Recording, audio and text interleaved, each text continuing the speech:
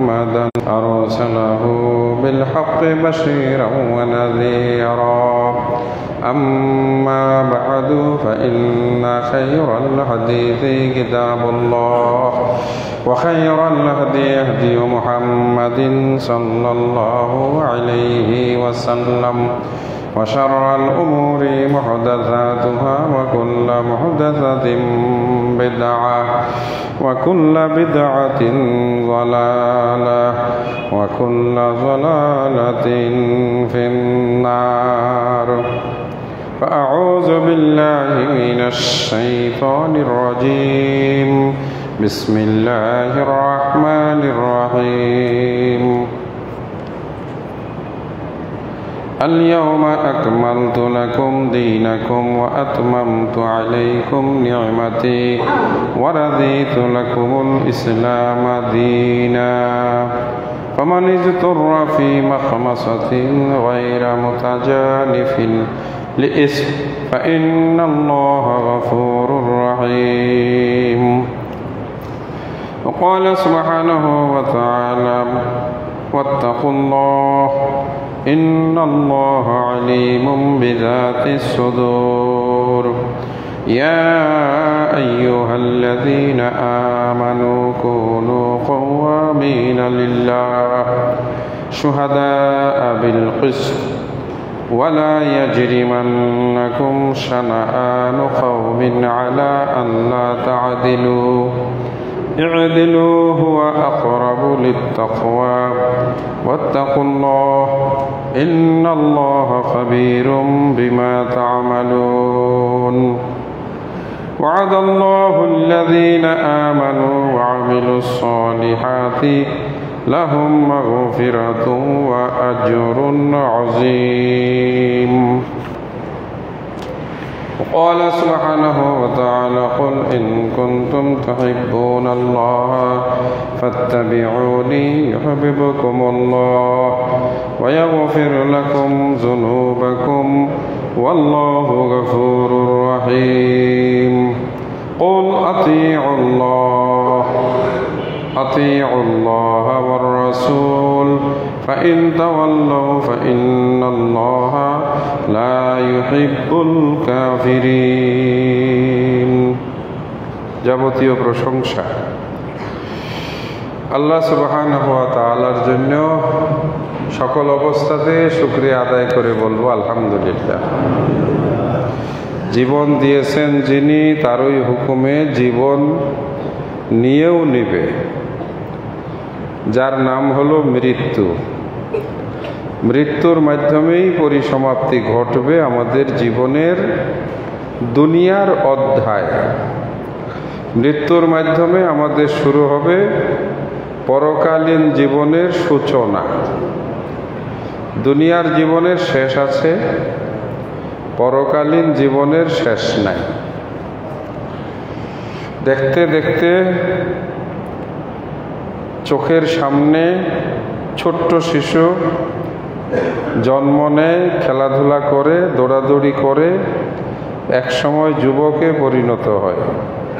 সেই যুবক সংসার, ছেলে মেয়ে, চাকরি বাকরি, কাজকর্ম, এই সব কিছু নিয়ে ব্যস্ত হয়ে পড়ে।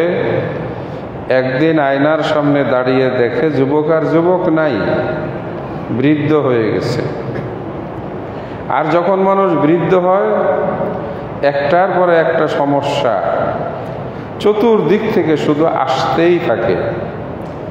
শরীরে, মনে, সংসারে, সার্বিক অবস্থায়। এক সময় আমরা ক্লান্ত হই, বার্ধক্যের ভারে আমরা অচল হই, অতঃপর আমাদের ঠিকানা হয় কবরে। এই তো জীবন একজন মানুষের। আল্লাহ পাক আমাদেরকে সৃষ্টি করেছেন তার ইবাদতের জন্য। ইবাদত শিক্ষা দেওয়ার জন্য তিনি পাঠিয়েছেন বিশ্বনবী মুহাম্মদুর রাসূলুল্লাহ সাল্লাল্লাহু আলাইহি ওয়াসাল্লামকে। আল্লাহ রসুলকে মহব্বত করতে হবে, আল্লাহ রসুলের যাবতীয় বিষয় অনুসরণ করতে হবে। মনে প্রাণে রাসূলকেও বিশ্বাস করতে হবে তিনি রাসূলুল্লাহ, আল্লাহর রাসূল, অন্য কিছু নন। অন্য কিছু নন। এই কথাটি কেন বললাম? অনেকেই অনেক কিছু মনে করেন, এটাই হলো বিভ্রান্তি, এটাই হলো ভুল। আলহামদুলিল্লাহ, আল্লাহ পাক আমাদেরকে দুইটা জিনিস থেকে হেফাজত করেছেন। একটা হলো শিরক। শিরকটা কি? এমন কথা, এমন কাজ, এমন আচরণ যা দেখে আল্লাহ সুবহানাহু ওয়া তাআলা সবচাইতে বেশি ক্রুদ্ধ হন, অসন্তুষ্ট হন। এতটাই তিনি অসন্তুষ্ট হন যে শিরককারীকে আল্লাহ কখনো মাফ করবে না। তাহলে অপরাধটা কত বড়? এত বড় যে আল্লাহ পাক এতই ক্রুদ্ধ হন, রাগান্বিত হন যে শিরককারীকে আল্লাহ কখনো মাফই করবে না। 2 নম্বর অপরাধ, নবী সাল্লাল্লাহু আলাইহি ওয়াসাল্লামের কাছে আল্লাহ পাক যা নাজিল করেছেন, নির্দেশ দেওয়া হয়েছে ইত্তাবিউ মা উনজিলা ইলাইক, তোমার কাছে যা নাজিল করা হয়েছে তুমি তার অনুসরণ করো। আল্লাহ পাক কোরআন মাজিদে বলছেন তোমরা রাসূল যা নিয়ে এসেছেন তাই ধারণ করো, রাসূল যা নিষেধ করেছেন তা পরিহার করো। খুযু মা আতাকুমুর রাসূলু ওয়া মা নাহাকুম আনহু ফান্তাহু। এভাবে অসংখ্য আয়াতে হাদিসে আল্লাহ সুবহানাহু ওয়া তাআলা নির্দেশ দিয়েছেন রাসূলের অনুসরণ করতে, রাসূলের কথা মেনে চলতে। রাসূলের অনুসরণ করা, রাসূলের কথা মেনে চলা অর্থ কি? অর্থ হলো রাসূলের কথায় কোনো কিছু বাড়ানো যাবে না। কি করা যাবে না? বাড়ানো যাবে না। আবার রাসূলের কথা বা কাজ থেকে কোনো কিছু কমানোও যাবে না। যা তিনি দিয়ে গেছেন তাই যেভাবে তিনি বলেছেন বা করেছেন সেভাবেই করতে হবে। এটার নামই হলো রাসূলের ইতাআত করা, অনুসরণ করা। বাড়তি করার নাম হলো বিদআত। বাড়তি করার নাম কি? বিদআত। আল্লাহ রাসূল বলছেন যে বিদআত করবে তার কোনো আমল আল্লাহর দরবারে কবুল হবে না। যার আমল কবুল হবে না তার জান্নাতে যাওয়া হবে না। যার ঠিকানা জান্নাতে হবে না তাহলে তার ঠিকানা হবে কোথায়? জাহান্নামে। আলহামদুলিল্লাহ, আমরা আহলুল হাদিস। কেন আহলুল হাদিস? আমরা জেনে বুঝে কখনো আল্লাহর সাথে কি করি না? শিরিক করি না। আমরা প্রতি জুমায় শিরকের উপরে একটু না একটু আলোচনা করি। এতে আমরা সচেতন হয়ে গেছি, আমরা বুঝতে পারছি কোনটা শিরিক। মাজারে যাওয়া শিরিক আমরা বুঝতে পারছি, পীরের কাছে কোনো কিছু চাওয়া শিরিক আমরা বুঝতে পারছি। আল্লাহ সুবহানাহু ওয়া তাআলার কাছেই রিজিক, সুখ শান্তি চাইতে হবে, অন্য কোনো কারো কাছে চাওয়া যাবে না। অন্য কারো কাছে চাওয়ার নামই হচ্ছে শিরিক। বিপদ আপদ মুক্ত করার দায়িত্ব আল্লাহর। বিপদ আসে আল্লাহর হুকুমে, আবার বিপদ দূরও হয় আল্লাহর হুকুমে। বালা মুসিবত আল্লাহই সৃষ্টি করেছেন মানুষকে পরীক্ষা করার জন্য। আমরা বিশ্বাস করি বালা মুসিবত বিপদ দূর করার মালিক আল্লাহ। তাবিজ, কবজ অথবা পীরের ভানি পরা, সুতা, মাদুলি, এইগুলো দিয়ে কখনো বিপদ আপদ দূর হয় না। বিপদ দূর হয় আল্লাহর হুকুমে। কিন্তু যারা তাবিজ কবজ ব্যবহার করে তারা মনে করে তাবিজের দ্বারা আমার বিপদ দূর হয়েছে, এটার নামই শিরক। আমরা যারা আহলে হাদিস তারা বুঝি। আজকে আমরা আলোচনা করব বিদআত। এবং আলোচনাটি আমরা এভাবে উপস্থাপন করব, প্রিয় নবী মুহাম্মদুর রাসূলুল্লাহ সাল্লাল্লাহু আলাইহি ওয়াসাল্লামের চারিত্রিক সৌন্দর্য। প্রত্যেকটা জিনিসের কিন্তু একটা সৌন্দর্য আছে। সৌন্দর্য এটাকে বলা হয় বাহ্যিক চাকচিক্য রূপ। সৌন্দর্য তার মহিমা, তার আকর্ষণ, তার প্রতি আবেগী হয়ে ওঠা।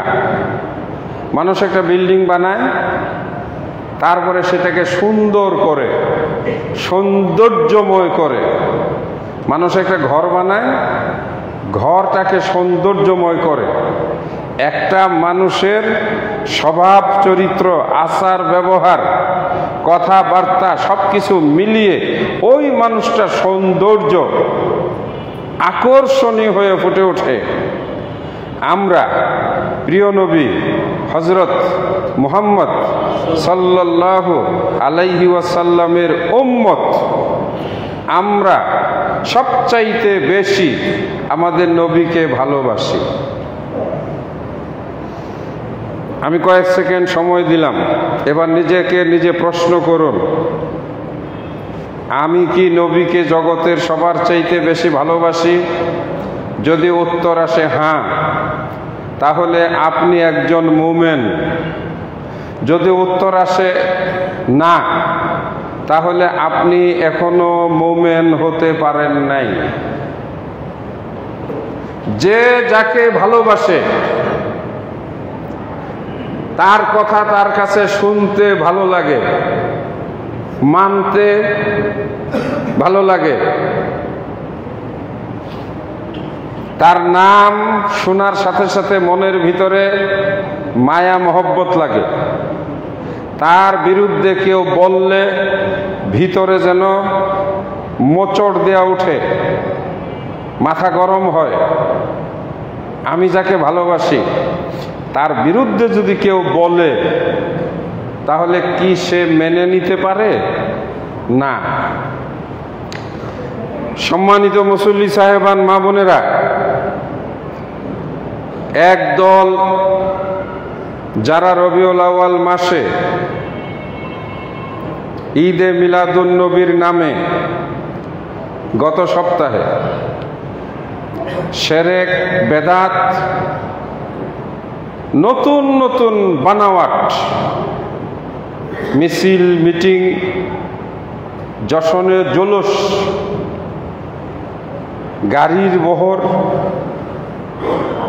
রাস্তার পাশে আবার এইবার দেখলাম মানববন্ধন, যত রাজনৈতিক কর্মসূচি এই রবিউল আউয়াল মাসে 12ই রবিউল আউয়াল কেন্দ্র করে শুরু হয়ে গেছে।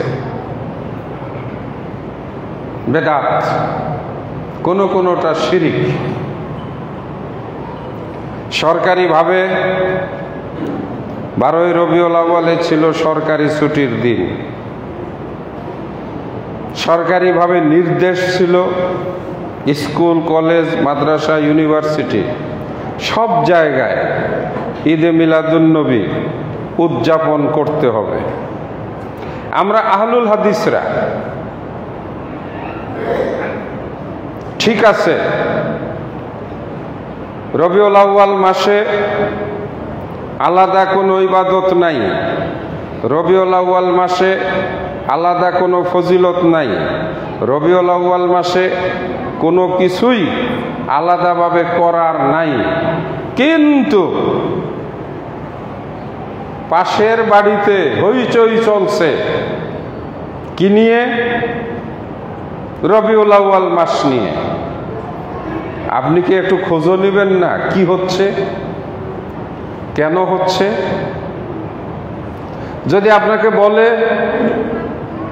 ওরা রবিউল আউয়াল মাসে ঈদ উদযাপন করতেছে, ঈদ, কারণ ওই নামটাই হইল ঈদে মিলাদুন নবী। কিসের ঈদ? মিলাদুন নবীর ঈদ। তাহলে এবার একটু বুঝি মিলাদুন নবী কি। মিলাদ মানে জন্ম, আর নবী নবী মানে নবীর জন্মদিন কেন্দ্র করে তারা ঈদ করতেছে। আমিও মুসলিম, আমার পাশের বাড়ি তারাও মুসলিম, তারা কি করতেছে? ঈদে মিলাদুন নবী করতেছে। আমরা করি না, ভালো আলহামদুলিল্লাহ, কিন্তু একটু জানা, একটু খোঁজ খবর নেওয়া, ঈদে মিলাদুন নবী কি, ঈদে মিলাদুন নবী কেন, তারা এটা কোথায় পাইল, এটা কি করা শরীয়তে আছে না নাই, যদি না থাকে তাহলে এটা কি ধরনের হইল, এটা তাহলে কি শিরিক হইল না বেদাত হইল। আরেকটা বিষয়, তারা নবীর জন্মদিন নিয়ে ঈদ করলো। নবী তো আমাদেরও, নবী কি আমাদের না? নবীকে তো আমরাও ভালোবাসি। আমরা কি নবী সম্পর্কে বেশি কিছু জানি? আমাদের আহলে হাদিসদের এটা একটা বড় দোষের বিষয়। এই যে আমরা মুসলমানেরা যারা আছি, অধিকাংশই আমরা প্রিয় নবী মুহাম্মদুর রাসূলুল্লাহ সাল্লাল্লাহু আলাইহি ওয়াসাল্লাম সম্পর্কে খুব বেশি কিছু জানি না। যাকে ভালোবাসি, যে আমাদের প্রিয় মানুষ, মনের মানুষ, যাকে কবরের ভিতরে চিনতে হবে, হ্যাঁ উনি এইভাবে দেখাবে, চিনো ওমান হাজার রাজুল, ওই যে লোকটা দেখা যায় বসে আছে দূরে, উনি কে? কবরবাসী খুশিতে আত্মহারা হয়ে বলবে, আরে উনি তো আমার প্রিয় কলিজার টুকরা, আমার মনের মানুষ, ভালোবাসার মানুষ, আমার নবী মুহাম্মদুর রাসূলুল্লাহ সাল্লাল্লাহু আলাইহি ওয়াসাল্লাম। এই প্রশ্নের জবাব দেওয়ার সঙ্গে সঙ্গে আসমান থেকে আল্লাহ বলে উঠবেন, আমার বান্দা সাদাকা, সত্য কথা বলেছে, ওর কবর প্রশস্ত করে দাও, ওর কবরের ভিতরে জান্নাতের সঙ্গে রাস্তা বানায় দাও, কবরের ভিতরে যেন জান্নাতের সুঘ্রাণ আসে, ওর কবরে জান্নাতের বিছানা বিছাইয়া দাও। সুবহানাল্লাহ। তাহলে আপনার জন্য জান্নাতের সাথে কবরের দরজা হবে, কবরের সুঘ্রাণ আসবে, কবরের বিছানা পাবেন।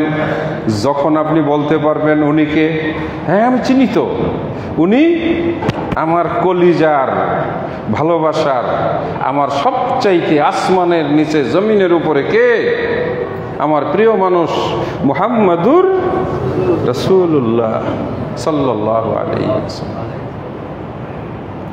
আজকে রবিউল আউয়াল মাস চলতেছে, এই কারণেই আজকের এই খুতবা। রাসূল চরিত্রের সৌন্দর্য, রাসূল কেমন ছিলেন, তিনি কেমন করে কথা বলতেন, তিনি কিভাবে হাসতেন, তিনি মানুষের সঙ্গে কিভাবে সালাম মুসাফা করতেন, তিনি মানুষের সঙ্গে কেমন আচরণ করতেন। কেউ যদি আমাদের নবীর সঙ্গে দুর্ব্যবহার করত, আমাদের নবী সাল্লাল্লাহু আলাইহি ওয়াসাল্লাম তার সঙ্গে কি ব্যবহার করেছেন। কারণ এগুলো আমরা জানবো কেন বলেন তো? এক নম্বর কথা, আমরা যে তাকে ভালোবাসি, আমরা তাকে কি করি? ভালোবাসি। কেউ যদি কাউকে ভালোবাসে, কোনো নায়ককে যদি কেউ ভালোবাসে, কোনো ফুটবলার, কেউ যদি আমাদের ছেলেরা ভালোবাসে, কোনো ক্রিকেটার, নামধাম বলবো না খুতবায়, মাথার মধ্যে লম্বা খাড়া চুল রাখছে, মাঠে খেলা দেখা পরের দিন কি সেলুনে গিয়া ওই রকম চুল কাটছে, বলে এরকম চুল কাটছে, কয় আমি ওনার ফ্যান, ইংরেজিতে বলে আমি ওনার কি ফ্যান, এই জন্য হেড ডিজাইনে চুল রাখছে। তাহলে যে যাকে ভালোবাসে এইরকম শার্ট গায়ে দিছকে, বলে আমার নায়ক এইরকম শার্ট গায়ে দেয়। কোন নায়িকার শরীরে একরকম পোশাক দেখা ইউনিভার্সিটির মেয়েরা ওই রকম পোশাক বানায়। আপনি কাকে ভালোবাসেন আসমানের নিচে জমিনের উপরে সবচাইতে বেশি? আগে আপনাকে এই প্রশ্নের উত্তর দিতে হবে, তা না হলে আপনি জান্নাতে যেতে পারবেন না। আল্লাহ রসুল বলেন, عن أنس رضي الله تعالى عنه قال قال رسول الله صلى الله عليه وسلم لا يؤمن أحدكم حتى أكون أحب إليه من والده وولده والناس أجمعين ততক্ষণ পর্যন্ত তোমাদের কেউ মুমিন হবে না, পরিপূর্ণ ঈমানদার হবে না, যতক্ষণ পর্যন্ত আমি নবীকে তার জীবনে ছেলে মেয়ে পিতা মাতা সমস্ত মানুষের চাইতে বেশি ভালোবাসতে না পারবে। যিনি দাড়ি রাখেন না, কথার কথা আমি যদি জিজ্ঞেস করি ভাই দাড়ি রাখেন না কেন, উনি যদি জবাব দেন বউয়ের ভয়ে দাড়ি রাখি না, তাহলে তার কি এই কথা বলা যাবে যে আমি নবীকে বেশি ভালোবাসি? আমি একজনকে জিজ্ঞাসা করলাম ভাই আপনি দাড়ি রাখছেন কেন? সে বলল আমি নবীকে ভালোবাসি, নবীজি নিজে দাড়ি রেখেছেন, নবীজি দাড়ি রাখার জন্য নির্দেশ দিয়েছেন, তাই আমি দাড়ি রাখছি। কে আমাকে পছন্দ করলো না করলো আমার দরকার নাই, তাহলে আপনি নবীকে ভালোবাসেন। আপনি পাঞ্জাবি গায়ে দিয়েছেন কেন? আমি শুনছি নবী মুহাম্মদুর রাসূলুল্লাহ সাল্লাল্লাহু আলাইহি ওয়াসাল্লাম পাঞ্জাবি পরতেন, মাথায় একটা রুমাল পরতেন, তার উপরে তার নিচে একটা কাপড় পেঁচানো টুপির মতো পরতেন, সেই জন্য আমি এটা পরছি। এটা নবীর ভালোবাসা। আপনি যে মেহমানদেরকে খাওয়াইতেছেন, কেন খাওয়াইতেছেন? আপনি জবাবে বললেন আমি শুনেছি আমাদের নবী মুহাম্মদুর রাসূলুল্লাহ সাল্লাল্লাহু আলাইহি ওয়াসাল্লাম মেহমানদারি করতেন, নিজে না খেয়ে হলেও তিনি কি করতেন? মেহমানকে খাওয়াইতেন। এবং তিনি বলছেন যে ব্যক্তি আল্লাহর উপরে ঈমান আনে, যেই ব্যক্তি আল্লাহর উপরে ঈমান রাখে, ফালিয়ুকরিম যায়ফাহু, সে যেন তার মেহমানের সম্মান করে। রাসূল সাল্লাল্লাহু আলাইহি ওয়াসাল্লাম অমুসলিমকেও খাওয়াইছেন। আপনি চা দোকানে বসছেন, একটা হিন্দুরে চা খাওয়াইতেছেন, একজন এসে বলে আপনি তো মুসলমান, আপনি হিন্দুরে চা খাওয়ান কেন?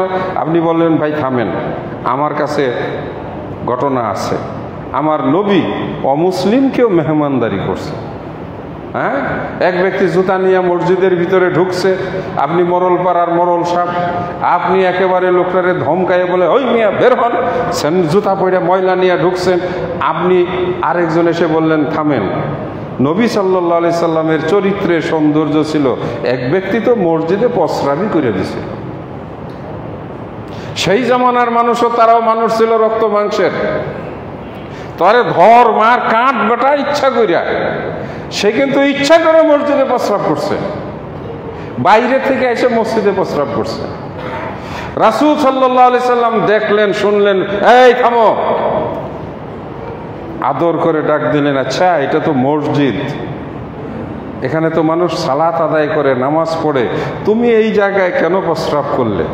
সে তো এখন কাঁপতেছে, কারণ এখন সে কার দরবারে? নবী মুহাম্মদুর রাসূলুল্লাহ সাল্লাল্লাহু আলাইহি সাল্লামের সামনে বিচারক, জজ, সুপ্রিম কোর্টের জজ, প্রধান বিচারপতি, যা নির্দেশ করবে সঙ্গে সঙ্গে পালন হবে। আল্লাহ রসুল সাল্লাল্লাহু আলাইহি সাল্লাম বলেন, বাবা কাজটা ঠিক হয় নাই, একটু মুস্কি হাসি দিয়ে, হ্যাঁ ঠিক আছে যাও, এই কাজ আর করবা না। আর সাহাবাদেরকে তিনি নির্দেশ দিলেন, একটু পানি নিয়ে আসো বালতি দিয়া, পানিটা দিয়ে এটা ধুয়ে দাও। হ্যাঁ, ও বুঝে নাই, কিছু দূর গিয়া দাঁড়ায় থেকে আশ্চর্য হয়ে এসে বলছে, ইয়া রাসূলুল্লাহ, আমি আর আপনার কাছে থেকে যাবই না, আপনার কাছেই আমি থেকে যাব, আপনার খেদমত করব। এ হলো প্রিয় নবী মুহাম্মদুর রাসূলুল্লাহ সাল্লাল্লাহু আলাইহি ওয়াসাল্লামের চরিত্রের সৌন্দর্য। মায়া, মমতা, ভালোবাসা, আচার আচরণ, কথাবার্তা, শত্রুর সঙ্গে লেনদেন, সবকিছু মিলিয়ে আমাদের নবী মুহাম্মদুর রাসূলুল্লাহ সাল্লাল্লাহু আলাইহি ওয়াসাল্লামের মতো দ্বিতীয় কোন সুন্দর মানুষ, উত্তম চরিত্রের মানুষ, উত্তম আচার ব্যবহারের মানুষ এই আসমানের নিচে, জমিনের উপরে আর দ্বিতীয় কেউ ছিলেন না বলি আলহামদুলিল্লাহ। আমরা সেই নবীর উম্মত, আমরা সেই নবীর উম্মত। আপনাদেরকে গল্প শুনিয়েছিলাম বেশ কয়েক মাস আগে, যায়েদ বিন দাহনা নামে এক ব্যক্তি, ইহুদি, আল্লাহ রসুল সাল্লাল্লাহু আলাইহি সাল্লাম সিরিয়ায় উপদ্রুত, মানে দরিদ্র কবলিত, যেখানে খাবার আর পানি ছিল না, খুবই সেখানে দুর্ভিক্ষ দেখা দিয়েছিল। আল্লাহ রসুল সাল্লাল্লাহু আলাইহি সাল্লাম কিছু খেজুর একজন ইহুদির কাছ থেকে ধার নিলেন, 10 মণ খেজুরের মতো। ইহুদির সঙ্গে একটা ডিট করলেন, চুক্তি করলেন, অমুক মাসের অত তারিখের ভিতরে আপনার খেজুর পরিশোধ করে দেব, কিন্তু 1 মাস সময় বাকি আছে। এইরকম সময় আল্লাহ রসুল একটা জানাজায় গেলেন, সেখানে লোকজন সমবেত ছিল। ওমর রাদিয়াল্লাহু তাআলা আনহু পাশে ছিলেন, আবু বকর রাদিয়াল্লাহু তাআলা আনহু সহ বিশিষ্ট সাহাবায়ে কেরামগণ আল্লাহ রসুলের কাছে ছিলেন। ওই যায়েদ বিন দাহানা এসে নবী সাল্লাল্লাহু আলাইহি সাল্লামের পাঞ্জাবির এরকম সাইডে ধরে টানতেছে আর বলতেছে, এই মুহাম্মদ, ইয়া মুহাম্মদ, ইয়া মুহাম্মদ, হে মুহাম্মদ। কুরাইশের বাচ্চা, ভদ্র ভাষায় না, অভদ্র ভাষায়। আমরা অনেক সময় বলি না অভদ্র ভাষায়, এই কুরাইশের বাচ্চা, আমার যে খেজুর নিছো মনে আছে, ওটা দিতে হবে যে। হ্যাঁ, আল্লাহ রসুল একটু তাকাইলেন, একটু মুস্কি। তিনি সবসময় কথা বলার সময় একটা মিষ্টি হাসি দিতেন, সুবহানাল্লাহ। রাসূল সাল্লাল্লাহু আলাইহি ওয়াসাল্লামের চেহারা মুবারকের মধ্যে একটু এই জন্যই বলতেছি, আমরা তাকে কি করি, ভালোবাসি। আবারও ওই এক কথা বারবার শোনাবো, আমরা নবীকে নিজেই বলেন ভালোবাসি। কতটা ভালোবাসি? 1 নম্বরে আমার জীবনের চাইতে বেশি ভালোবাসি। এজন্য আমাদের কবি, জাতীয় কবি কাজী নজরুল ইসলাম 2 লাইন কবিতায় লিখেছেন, নবীর অপমানে যে মুসলমানের হৃদয় কাঁদে না, সে মুসলমানই হতে পারে না। হ্যাঁ, নবীকে যদি কেউ অপমান করে কথা বলে, নবীকে যদি কেউ গালি দেয়, তাহলে সেটা নিজের বাপ মাকে গালি দেওয়ার চাইতে ওই মুসলমান বান্দার ভিতরে আগুন জ্বলে যায়। এটার নাম ঈমান। আজকে অনুসরণের কথা না, ইতাআতের কথা না। নামাজে জোরে আমিন বললাম, এইটা রাসূলের একটা নামাজের সুন্নতের অনুসরণ। নামাজে পায়ের সঙ্গে পা মিলাইলাম, এইটা রাসূলের একটা সুন্নতের অনুসরণ। নামাজে বুকের উপরে হাত বাঁধলাম, এইটা রাসূল সাল্লাল্লাহু আলাইহি সাল্লামের একটা সহিহ হাদিসের উপরে আমল করলাম। কিন্তু আজকে আমি যে বিষয়ে আলোচনা করব, সেটা হলো রাসূল সাল্লাল্লাহু আলাইহি ওয়াসাল্লামের চরিত্রের, তার আচার আচরণের সৌন্দর্য, যেই সৌন্দর্য দিয়ে আমাদের জীবনের চরিত্র সৌন্দর্যময় করা, এটা হলো উম্মতের জন্য দায়িত্ব। আল্লাহ কবুল করুন, বলি আল্লাহুম্মা। আল্লাহ রাসূল সাল্লাল্লাহু আলাইহি সাল্লামের চেহারা মোবারকে আল্লাহ পাক এমন একটা, আরবিতে বলা হয় রুব, রা আইন বা, রুব। রুব শব্দের অর্থ হলো আকর্ষণ। এমন আকর্ষণ, শত্রু বাড়ি থেকে তরবারিতে বিষ মাখিয়ে লুকিয়ে মসজিদে ঢুকে গেছে, নবী সাল্লাল্লাহু আলাইহি ওয়াসাল্লামকে আঘাত করবে, খুন করবে, হ্যাঁ, তার উপরে কোপ দিবে। কিন্তু যখন সামনে আসছে, সাথে সাথে থরথর করে চেহারার দিকে তাকানোর ফলে ভিতরে এমনই একটা ভয়, আকর্ষণ, মায়া, মমতা, সবকিছু একসাথে মিলিয়ে একটা মানুষের ভিতরে যে পরিবর্তনটা হয়, এই পরিবর্তনটাকে আরবিতে বলা হয় রুব। তাকে ভয় দেখাইতে হয় না, খালি চোখের দিকে আমাদের নবী যদি তাকাইতেন, তাহলে সাথে সাথে তার সমস্ত ক্রোধ, সমস্ত উন্মাদনা, হিংস্রতা মুহূর্তের মধ্যে শেষ হয়ে যেত। এটাই ছিল প্রিয় নবী মুহাম্মদুর রাসূলুল্লাহ সাল্লাল্লাহু আলাইহি ওয়াসাল্লামের চারিত্রিক আচরণের সৌন্দর্য। আপনারা শুনে থাকবেন, এক যুদ্ধ থেকে আল্লাহর নবী ফিরে আসতেছেন, প্রচন্ড রোদ এবং তাপ, খেজুরের বাগানে সাহাবারা সবাই শুয়ে গেলেন। এমন সময় আল্লাহ রসুল সাল্লাল্লাহু আলাইহি সাল্লাম একটা খেজুর গাছের নিচে ছায়ায় তিনিও একটু বিশ্রাম নেওয়ার জন্য সেখানে বসলেন। খেজুরের ডালা গাছের মধ্যে তার তরবারিটা ঝোলায় রাখলেন, আর নিচে তিনি একটু ছায়াতে গা হেলান দিয়ে শুয়ে পড়লেন। সামান্য একটু চোখ লেগে আসলো, এইরকম সময় এক কাফের শত্রু ইহুদি এক যুবক এসে তরবারিটা হাতে নিয়ে আমাদের নবী মুহাম্মদুর রাসূলুল্লাহ সাল্লাল্লাহু আলাইহি ওয়াসাল্লামের দিকে তরবারিটা উঠিয়ে বললেন, মাইয়া আসিমুকা মিন্নি ইয়া মুহাম্মদ, হে মুহাম্মদ, আমার হাত থেকে তোমাকে কে বাঁচাবে? আরবিটা যে কথা বলেছিল, মান মানে কে, ইয়া আসিমুকা মিন্নি, আমার হাত থেকে তোমাকে কে বাঁচাবে? ওই যে আল্লাহ রসুলের চেহারার ভিতরে কি ছিল? মায়া ছিল, মমতা ছিল, ভালোবাসা ছিল, ভয় ছিল, আকর্ষণ ছিল। রাসূল যদি কারো চেহারার দিকে তাকাইতেন, সাথে সাথে তার ভিতরে খবর হয়ে যেত।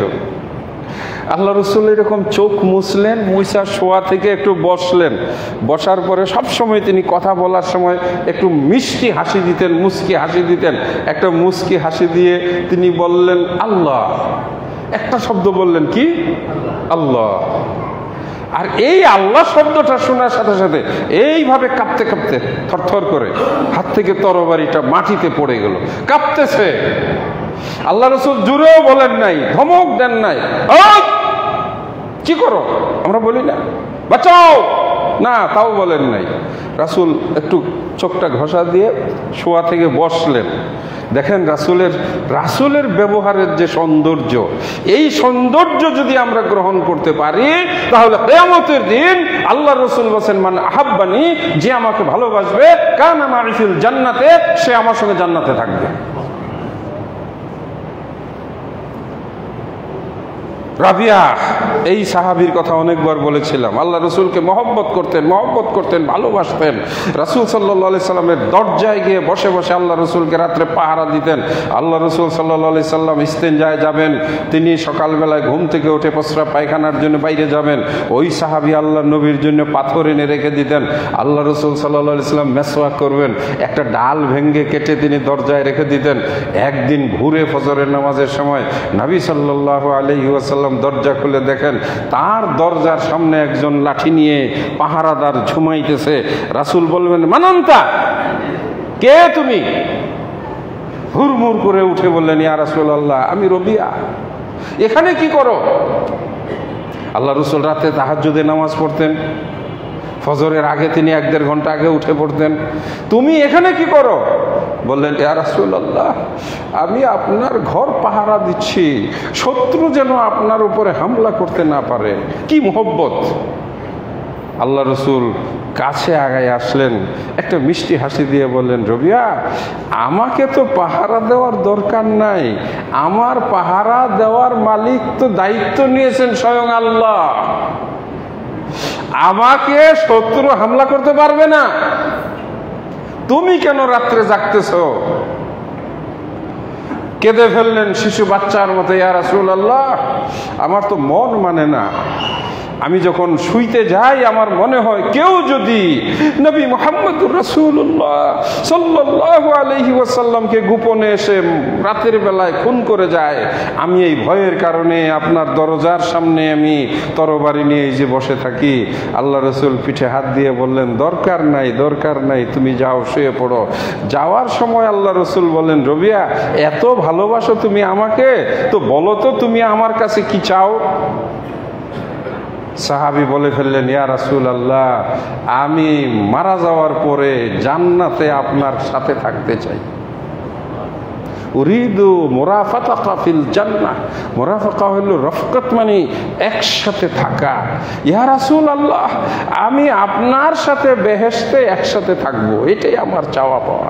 যেমন আমি আপনার ঘরের দরজায় আপনাকে পাহারা দেই। রাসূল সাল্লাল্লাহু আলাইহি সাল্লাম বললেন, অন্য কিছু চাও? দ্বিতীয়বারও তিনি বললেন, ইয়া রাসূলুল্লাহ, আমি আপনার সঙ্গে একসাথে জান্নাতে থাকতে চাই। এইবারও তিনি বললেন, আল্লাহ রসুল, যে তুমি অন্য কিছু চাও।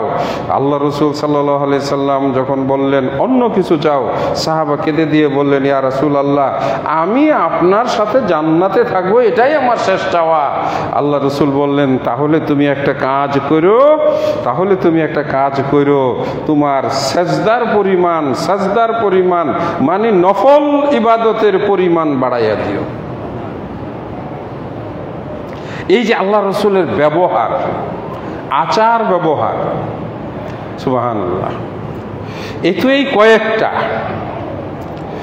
হাত থেকে তরবারি পড়ে গেল, যুবক কাঁপতে লাগলো। আল্লাহ রসুল সাল্লাল্লাহু আলাইহি সাল্লাম এভাবে তাকাইলেন চোখের দিকে। রাসূলের চাহনি ছিল অত্যন্ত মায়াবী। বহু ঘটনা আছে, একটার দুটা নয়, 50টা ঘটনা শোনানো যাবে।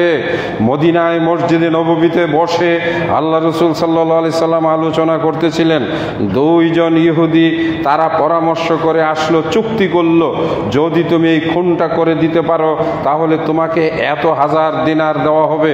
লোকটা টাকা পয়সার লোভে পড়ে তরবারি নিয়ে মসজিদে ঢুকলো। সামনাসামনি আল্লাহ রসুলের বসলেন। তারপরে তিনি তরবারির বাটের মধ্যেও হাত দিলেন, এইভাবে হাত দিয়া ধরলেন। তারা দুইজন পরামর্শ করলো যে আমি নবী সাল্লাল্লাহু আলাইহি ওয়াসাল্লামের সাথে আলাপ আলোচনা করব, এইটা প্রশ্ন করব, ওইটা প্রশ্ন করব, আর এই সুযোগে তুমি তরবারে দিয়া নবীকে আঘাত করবা, শেষ। আর যদি নবীকে মেরে ফেলানো যায়, ইসলাম শেষ, দুনিয়াতে আর ইসলাম থাকবে না। দেখছেন কি পরিকল্পনা করে আসছে। এইবার এই ব্যক্তি ও আলাপ করতেছে, আল্লাহ রসুল একবার তার দিকে তাকাইছে, তাকানোর সাথে সাথে সে ভয়ে কাঁপ শুরু করছে। হায় হায় হায় হায়, নবী তো মনে হয় জানিয়া ফেলাইতেছে। বলে আমি একবার চিন্তা করলাম আঘাত করব, ঠিক আমি তখনই দেখলাম যেন নবী সাল্লাল্লাহু আলাইহি সাল্লামের জায়গায় তুমি মিয়া বসে আছো, মানে যে তাকে ভাড়া করে নিয়ে আসছে, যে আমি মারবো। এই সময় দেখি যে নবীর জায়গায় নিজে তুমি বসে আছো। যদি তুমি, তাহলে তো তোমার ঘাড়ে গিয়ে তরবারি পড়ে, আমি আঘাত করতে পারলাম না। দ্বিতীয়বারে আমি চিন্তা করলাম যে এইবার আঘাত করব। হঠাৎ করে দেখে আমার দিকে একটা বাঘ দাঁত বের করে এক ভেংসি মারছে, আর আমি সাথে সাথে তরবারি ফেলে সেখান থেকে পিছন দিক দিয়ে দৌড়ে পালাই গেছি। ওরা যখন বেরিয়ে আসছে যে তুমি পালাইলা কেন, বলে মিয়া আমি তরবারি দিয়ে আঘাত করব। নবী আমার দিকে যখন তাকাইছে তখন মনে হয়েছে আমার দিকে যেন একটা ভয়ঙ্কর সিংহ তাকিয়ে আছে, আমাকে খেয়ে ফেলবে, আর আমি এই ভয়ে সেখান থেকে পালিয়ে চলে গেছি। প্রিয় নবী মুহাম্মদুর রাসূলুল্লাহ সাল্লাল্লাহু আলাইহি ওয়াসাল্লামের চেহারার মধ্যে কাফের শত্রুদের এরকম ভয় এবং ভীতি ছিল। ষড়যন্ত্র করে উতবা সাহেবা আবু সুফিয়ানরা প্রিয় নবী মুহাম্মদুর রাসূলুল্লাহ সাল্লাল্লাহু আলাইহি ওয়াসাল্লামের কোরআন তিলাওয়াত বন্ধ করবে, অথচ তারাই রাতের বেলায় এসে আবার গোপনে গোপনে নবী সাল্লাল্লাহু আলাইহি ওয়াসাল্লামের তিলাওয়াত শুনতেন। এভাবেই প্রিয় নবী মুহাম্মদুর রাসূলুল্লাহ সাল্লাল্লাহু আলাইহি ওয়াসাল্লাম আচার ব্যবহারের মাধ্যমে, সুমিষ্ট আচরণের মাধ্যমে আরবের দুর্ধর্ষ সেই সময়ের যারা ছিল সবচাইতে ভয়ঙ্কর মানুষ, যারা খুন খারাপি করত, এই মানুষগুলোকে নবী মুহাম্মদুর রাসূলুল্লাহ সাল্লাল্লাহু আলাইহি ওয়াসাল্লামের সুন্দর আচরণের দ্বারা আকৃষ্ট করে ইসলামের সুশীতল ছায়া দান করেছিলেন। সুমামা বিন আসাল একজন বড় মাপের ইহুদিদের সর্দার ছিল। নবী মুহাম্মদুর রাসূলুল্লাহ সাল্লাল্লাহু আলাইহি ওয়াসাল্লামকে হত্যা করার জন্য মদিনার আশেপাশে ঘোরাফেরা করতেছিল। কিছু ইহুদি বাড়িতে সে ঘাঁটি বেঁধেছিল। আল্লাহ রসুল সাল্লাল্লাহু আলাইহি ওয়াসাল্লামকে আল্লাহ পাক জিবরাইলের মাধ্যমে জানাই দিলেন যে তোমাকে হত্যা করার জন্য এক বীর বাহাদুর মদিনায় ঘোরাফেরা করতেছে। রাসূল সাল্লাল্লাহু আলাইহি ওয়াসাল্লাম তার ওই যে সেই বিশিষ্ট নির্ভরযোগ্য সাহাবাদের একটি দলকে পাঠিয়ে তাকে গ্রেফতার করে মসজিদে নিয়ে আসা হলো। মসজিদে এনে একটা খুঁটির সঙ্গে বাঁধা হলো। তিনি ছিলেন খুব দাম্ভিক, তিনি ছিলেন খুবই অহংকারী, তিনি ছিলেন খুব প্রচন্ড বড় মাপের একজন যোদ্ধা সেনাপতি একজন, এবং তার দলের সর্দার যার নাম ছিল সুমামা বিন আসাল। সুমামা বিন আসালকে দেওয়া সে খুঁটির সঙ্গে বাঁধা হলো। আল্লাহ রসুল সাল্লাল্লাহু আলাইহি সাল্লাম আসরের নামাজ পড়লেন, সুমামার কাছে গেলেন, গিয়া গেলেন, হে সুমামা তুমি কেমন আছো? সুমামা বলছে তুমি যেমন রেখেছো, খুব কর্কশ ভাষায় আমাদের নবীকে বলতেছে তুমি যেমন রেখেছো। আল্লাহ রসুল কিচ্ছু বললেন না। সুমামা নিজেই বলতেছেন তুমি আমাকে হত্যা করতে পারো, তবে আমাকে হত্যা করলে এই হত্যার প্রতিশোধ নেওয়ার জন্য আমার একটা বিরাট বড় আমার নিজের একটা বাহিনী আছে, এর প্রতিশোধ নিবে। দেখেন ওখানে বন্দি বান্ধা দড়ি দিয়া, এত দাপট। তারপরে বলতেছে তুমি যদি আমাকে ছেড়ে দাও আমি এই জন্য খুশি হব না, বরং আমি বলবো আমাকে তুমি যথাযথ গুরুত্ব দিয়েছো, মানে আমি যে একটা বীর, মনে হয় তুমি ভয় পাই আমারে ছেড়ে দিলা। এরকম তিনটা কথা বলছে। আর যদি তুমি চাও যে তুমি কয়েক হাজার কোটি টাকা নিবা, বলো, আমার কওমের কাছ থেকে আমি টাকা এনে তোমাকে দিয়ে দিব, আমাকে ছেড়ে দাও। আল্লাহ রসুল একটা মিষ্টি হাসি দিয়ে বলে, সুমামা ঠিক আছে, থাকো, ভাবো। চলে গেলেন। এশার নামাজ আসলেন, মাগরিব গেল, এশা গেল, রাত্রে বাসায় ফিরে যাবেন। যাওয়ার সময় আবার আল্লাহ রসুল সুমামার কাছে গেলেন, গিয়া বললেন, সুমামা কেমন আছো? আল্লাহ রসুলের দিকে আবার বড় বড় চোখ করে বললেন, আমাকে তুমি মেরে ফেলতে পারো, অথবা তুমি আমাকে ছেড়ে দিতে পারো, অথবা তুমি আমার রক্তের বিনিময়ে কয়েক কোটি টাকা নিতে পারো। আমি সুমামা অমুক সেই গোত্রের নেতা। আমারও অহংকার করলো। আল্লাহ রসুল একটা হাসি দিয়ে বললেন, ঠিক আছে, তুমি থাকো। রাসূল চলে গেলেন। আবার দ্বিতীয় দিন একই ঘটনা, পরপর 3 বার। এক পর্যায়ে আল্লাহ রসুল বললেন তার সাহাবাদেরকে ডাক দিয়ে, তোমরা আসো, ওকে ছেড়ে দাও। আল্লাহ রসুল হাসি দিয়ে, ঠিক আছে সুমামা, তুমি চলে যাও। এইবার যখন তাকে ছেড়ে দিল, সুমামা সেই মসজিদ থেকে বেরিয়ে বাইরে গেল, অনেক দূরে একটা খেজুরের বাগানে গেল। সেখানে গিয়ে তার আগের যে উগ্র ইহুদি পোশাক পরা ছিল এগুলো সে পরিবর্তন করলো, একটা জামা পাঞ্জাবি পরিধান করে কিছুক্ষণ পরে আবার মসজিদে ফিরে আসলো, মসজিদে নববীতে। প্রিয় নবী মুহাম্মদুর রাসূলুল্লাহ সাল্লাল্লাহু আলাইহি ওয়াসাল্লামকে কাছে এসে জড়িয়ে কেঁদে ফেলে বললেন, ইয়া রাসূলুল্লাহ, আপনি সত্যিকারের নবী। আপনার সঙ্গে আমি যে ব্যবহার করেছি এটা একমাত্র নবী হিসাবেই আপনার কাছ থেকে আমি সেই সত্য প্রমাণ পেয়েছি। আমি আপনার কাছে ফিরে এসেছি কালেমা পড়ার জন্য, লা ইলাহা ইল্লাল্লাহু মুহাম্মাদুর রাসূলুল্লাহ। এটা একটা বড় রকমের আশ্চর্য ঘটনা ছিল। প্রিয় নবী মুহাম্মাদুর রাসূলুল্লাহ সাল্লাল্লাহু আলাইহি ওয়াসাল্লামের ব্যবহারে মুগ্ধ হয়ে এত বড় বীর যোদ্ধা, এক কওমের সর্দার, তিনি ইসলাম গ্রহণ করে ফেলেছিলেন। ওই যে আল্লাহ নবীর জামা টান দিয়েছিল, কি নাম বলেছিলেন? যায়েদ বিন দাহানা। তার নাম কি বলেছিলাম? যায়েদ বিন দাহানা। আল্লাহ রসুলকে খুব অপমানিত করে কথা বলা শুরু করলো। ওমর রাদিয়াল্লাহু তাআলা আনহু খুব ক্ষুব্ধ হলেন, তরবারি বের করলেন, আঘাত করবেন। আল্লাহ রসুল বললেন, থামো, পাওনাদারেরা 2-1 কথা বলতেই পারে। এইভাবেই ভাষাটা, পাওনাদার 2-1 কথা বলতেই পারে। রাসূল বললেন, যায়েদ, তোমার তো এখনো সেই খেজুর ফিরে দেওয়ার সময় হয় নাই, এখনো 1 মাস বাকি আছে। তুমি আজকে কেন এরকম ভাবে কথা বলছো? ঠিক আছে, তুমি 10 মণ খেজুর দিয়েছ, ওমর ওকে গিয়ে নিয়ে 20 মণ খেজুর দিয়ে দাও, ওর ঋণ পরিশোধ করো এবং আরো ওকে বেশি দিয়ে দাও। ওমর রাদিয়াল্লাহু তাআলা আনহু বলেন, আমি যখন তাকে নিয়ে বের হলাম মসজিদে নববী থেকে পার হয়ে, পাহাড় পার হয়ে যখন আমি তাকে খেজুরের বাগানের দিকে নিয়ে যাচ্ছি, তখন আমার এত জিদ লাগলো যে তাকে কেন বেশি খেজুর দিব, আর আমাদের নবী সাল্লাল্লাহু আলাইহি ওয়াসাল্লামকে সে অপমানিত করেছে, খারাপ ব্যবহার করেছে। এইবার যায়েদ বিন দাহানা ঠিক কিছু দূর গিয়ে দাঁড়িয়ে গেল, গিয়ে বলল, হে ওমর বিন খাত্তাব, দাঁড়াও, আমি তোমাকে কিছু কথা বলবো। ওমর বললেন, তুমি কি কথা বলবে? তুমি একটা বেয়াদব, আমাদের নবীর সঙ্গে খারাপ ব্যবহার করেছো। যায়েদ বিন দাহানা বলতে লাগলো, আমি আজকে ভোরে সকালবেলায় তৌরাত পড়তেছিলাম। এই তৌরাত কিতাবের ভিতরে শেষ জমানার নবীর চরিত্রের কথা বলা আছে। তিনি মিষ্টভাষী হবেন, তিনি হাসি মুখে কথা বলবেন, তিনি শত্রুর সঙ্গেও রাগান্বিত হবেন না, তিনি যেদিকেও তার সঙ্গে অপমানিত আচরণ করে তার সঙ্গে তিনি মিষ্টি ব্যবহার করবেন। এই কথাগুলো প্রমাণ করার জন্য আমি ইচ্ছা করে, কি করছে? আমি ইচ্ছা করে নবী কিনা এটা প্রমাণ করার জন্য নবীর সঙ্গে খারাপ ব্যবহার করছি, কিন্তু আমার প্রমাণ মিলে গেছে তৌরাতের কিতাবের সঙ্গে। ইন্নাহু রাসূলুল্লাহ, তিনি আসলেই নবী মুহাম্মদুর রাসূলুল্লাহ সাল্লাল্লাহু আলাইহি ওয়াসাল্লাম। আমাকে ফিরিয়ে নিয়ে যাও আল্লাহর নবীর কাছে। এইবার যায়েদ বিন দাহানাকে নবী মুহাম্মদুর রাসূলুল্লাহ সাল্লাল্লাহু আলাইহি ওয়াসাল্লামের কাছে নিয়ে আসা হলো। এসে বললেন, ইয়া রাসূলুল্লাহ, আমার খেজুর ফেরত নেওয়ার দরকার নাই, আমিও আর ফেরত যাব না, আমি আপনার কাছে কালেমা পড়ে মুসলমান হওয়ার জন্য চলে এসেছি। ইনি হলেন আমাদের নবী মুহাম্মদুর রাসূলুল্লাহ সাল্লাল্লাহু আলাইহি ওয়াসাল্লাম। আর 1-2 মিনিট 2-1টা শোনাবো।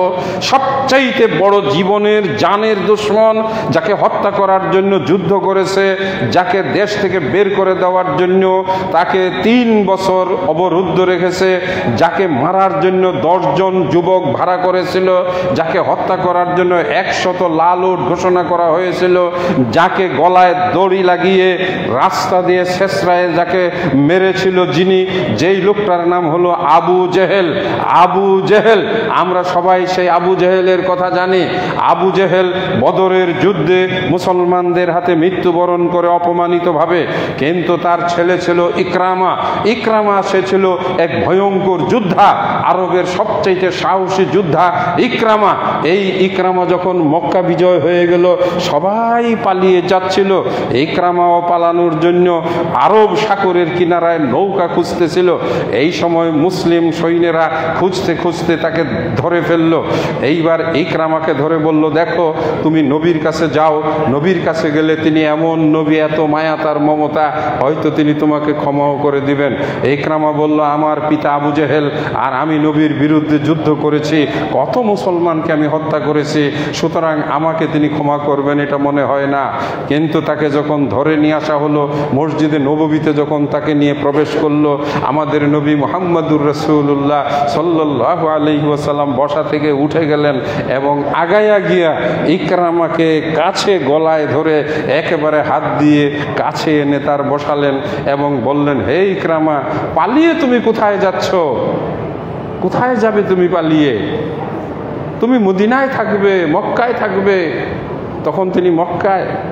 রাসূলের এই ব্যবহার শুনে সঙ্গে সঙ্গে ইকরামা রাদিয়াল্লাহু তাআলা আনহু কালেমা পড়ে মুসলমান হয়ে গেলেন এবং বাকি জীবন তিনি ইসলামের জন্য সারা জীবন তিনি যুদ্ধ করে গেছেন। যে শত্রু রাসূলকে হত্যা করার জন্য দিন রাত 24 ঘন্টা চেষ্টা করেছে, তার পুত্র এক ভয়ঙ্কর যোদ্ধা, যার হাতে অসংখ্য মুসলমান মৃত্যুবরণ করেছে, তাকে আল্লাহ রসুল আগায়া নিয়ে আসলেন এবং বসতে দিলেন। আরেকজনের কথা বলেই শেষ করব। তিনি হলেন ওয়াহশী।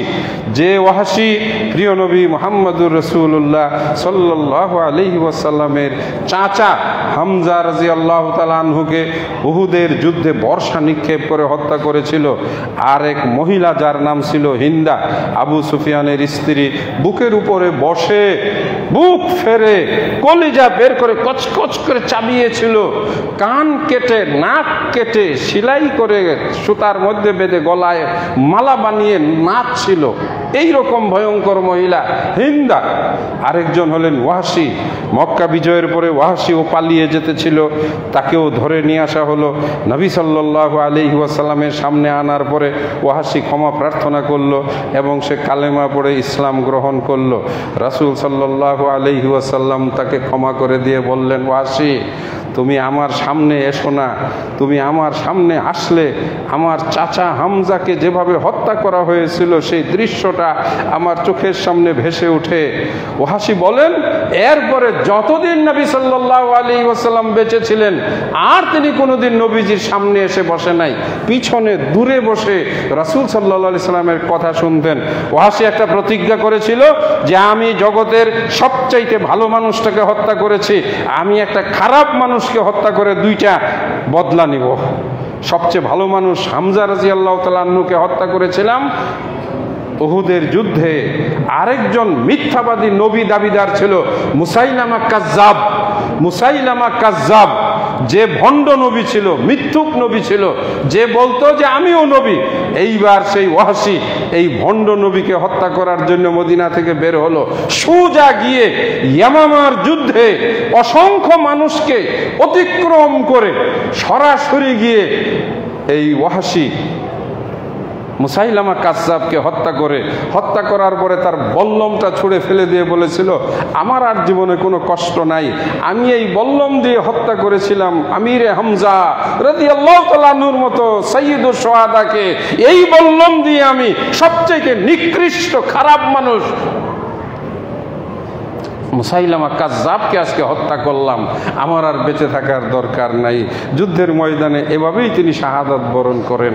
প্রিয় নবী মুহাম্মদুর রাসূলুল্লাহ সাল্লাল্লাহু আলাইহি ওয়াসাল্লাম সেই হিন্দা নামক মহিলাকে আল্লাহ রসুল বসতে দিয়েছিলেন এবং তাকেও তিনি ক্ষমা করে দিয়েছিলেন, তার প্রতি কোনো প্রতিশোধ গ্রহণ করেন নাই। এটা ছিল নবী মুহাম্মদুর রাসূলুল্লাহ সাল্লাল্লাহু আলাইহি ওয়াসাল্লামের চরিত্রের সৌন্দর্য। একেবারে যদি ছোট থেকে বলি, মা আমিনা যখন ওই যে সেই জন্মগ্রহণ করলেন নবী মুহাম্মদুর রাসূলুল্লাহ সাল্লাল্লাহু আলাইহি ওয়াসাল্লাম, বহু ঘটনার পরে যখন তাকে হালিমা রাদিয়াল্লাহু তাআলা আনহা, বনু সাইদ গোত্রের মহিলা হালিমা রাদিয়াল্লাহু তাআলা আনহা নিয়ে গেলেন আর নিজের পুত্র সন্তানের সঙ্গে নবীজিকে একসাথে থাকতে দিলেন। নবীজির ব্যবহার ছিল সর্বোত্তম। তিনি একটা বুকের দুধ পান করতেন, আরেকটা বুকের দুধ তার ভাইয়ের জন্য রেখে দিতেন। দুইজন একসাথে মাঠে ছাগল চড়াতেন, কখনো তার দুধ ভাইয়ের সঙ্গে তিনি ঝগড়া বিবাদ করতেন না। নবী মুহাম্মদুর রাসূলুল্লাহ সাল্লাল্লাহু আলাইহি ওয়াসাল্লাম যৌবনে ছিলেন সর্বোত্তম চরিত্রের অধিকারী, মানুষের কাছে ছিলেন বিশ্বস্ত আল আমিন। এই বিশ্বস্ততার কারণে খাদিজা রাদিয়াল্লাহু তাআলা আনহা তাকে ব্যবসা বাণিজ্যের জন্য ম্যানেজার নিয়োগ করেছিলেন। রাসূলের বিশ্বস্ততায় খাদিজা রাদিয়াল্লাহু তাআলা আনহার ব্যবসায় অনেক প্রফিট হয়। এক পর্যায়ে খাদিজা রাদিয়াল্লাহু তাআলা আনহা আমাদের নবীকে বিয়ে করেন। দাম্পত্য জীবনে আল্লাহর রসুলের 4টি মেয়ে 3টি ছেলে জন্মগ্রহণ করে। মেয়েরা হলো ফাতেমা, জয়নব, উম্মে কুলসুম, রুকাইয়া। ছেলেরা হলো তাহের, তৈয়ব এবং সাথে সাথে ইব্রাহিম। 3 জন ছেলে শিশু সময়ে মৃত্যুবরণ করে। আর 4 জন মেয়ের মধ্যে 3 জন মেয়ে রাসূল সাল্লাল্লাহু আলাইহি সাল্লামের জীবদ্দশায় মৃত্যুবরণ করেন। আল্লাহ রসুল মেয়েদেরকে প্রচণ্ড ভালোবাসতেন। তার ছেলে ইব্রাহিম যেদিন মৃত্যুবরণ করে, রাসূলের হাতের উপরে ওই শিশু বাচ্চার হাত ছিল, তিনি অঝুরে কেঁদেছিলেন। এক সাহাবী বললেন, ইয়া রাসূলুল্লাহ, আপনিও কি কাঁদেন? আল্লাহ রসুল বললেন, আমাকে তো আল্লাহ মায়া মমতা দিয়েছেন, এত ভালোবাসা দিয়েছেন, জগতের সব মানুষের ভালোবাসার চেয়ে বেশি। এই কারণেই তিনি গরিবকে ভালোবাসতেন, এতিমকে ভালোবাসতেন, অসহায়কে ভালোবাসতেন, সব কিছু তিনি বিলিয়ে দিতেন। মিষ্টি মুখে কথা বলতেন। ছোট ছোট বাচ্চাদেরকে নবী মুহাম্মদুর রাসূলুল্লাহ সাল্লাল্লাহু আলাইহি ওয়াসাল্লাম আগে তিনি সালাম দিতেন। আনাস রাদিয়াল্লাহু তাআলা আনহু বলেন, আমি 10 বছর নবীর সেবা করেছি, কিন্তু 10 বছরের ভিতরে আমি নবীকে আগে সালাম দিতে পারি নাই। এই ছিল আমাদের নবী মুহাম্মদুর রাসূলুল্লাহ সাল্লাল্লাহু আলাইহি ওয়াসাল্লামের এক সাগর পরিমাণ, এক বিশাল আকাশ পরিমাণ আমাদের নবীর চরিত্রের সৌন্দর্য। আমি কি এই 40 মিনিটে তা বলে শেষ করতে পারি? তার আচার ব্যবহার, মিষ্টি স্বভাব, বৈশিষ্ট্য।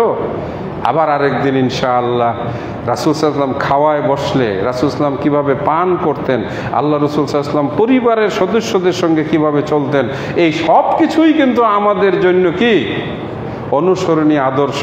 আমরা যদি রাসূলকে ভালোবাসি সত্যিকার অর্থে, তাহলে এই সব কিছুই আমাদের কাছে সবচাইতে বেশি ভালো লাগবে। রাসূলের কষ্টের কথা শুনে চোখে পানি আসবে, রাসূলের খুশির কথা শুনে মনে ভালো লাগবে, রাসূলের পরিবারের কথা শুনে তার প্রতি মায়া হবে। রাসূলকে যত বেশি ভালোবাসবো, যত বেশি মায়া হবে, যত বেশি তার জন্য হৃদয় কাঁদবে, কিয়ামতের দিন তত বেশি নবীর কাছ থেকে আমরা বিনিময়ে ভালোবাসা পাবো এবং তার শাফাআত পাবো। এই জন্য মাঝে মাঝে এটাও বলা ভালো, আল্লাহুম্মা রযুকনা শাফাআতাহু ইয়াউমাল কিয়ামাহ, আল্লাহুম্মা রযুকনা শাফাআতাহু ইয়াউমাল কিয়ামাহ। অর্থ কি? হে আল্লাহ, কিয়ামতের দিন নবীর শাফাআত আমাদের ভাগ্যে নসিবে মিলাইয়া দিও। কেননা নবীর শাফাআত ছাড়া জান্নাতে যাওয়া সহজ হবে না। আল্লাহ পাক আমাদেরকে সে নবীর প্রতি পূর্ণ মহব্বত তৈরি হওয়ার তৌফিক দান করুন। রাসূলকে জীবনে সবচাইতে বেশি ভালোবাসার শক্তি আমাদেরকে দান করুন, আমিন। আকুলু কাউলি হাযা ওয়া আস্তাগফিরুল্লাহ লি ওয়া লাকুম ওয়া লিসাইরিল মুসলিমিন। নাহমাদুকা ইয়া গাফুর ইয়া রাহিম।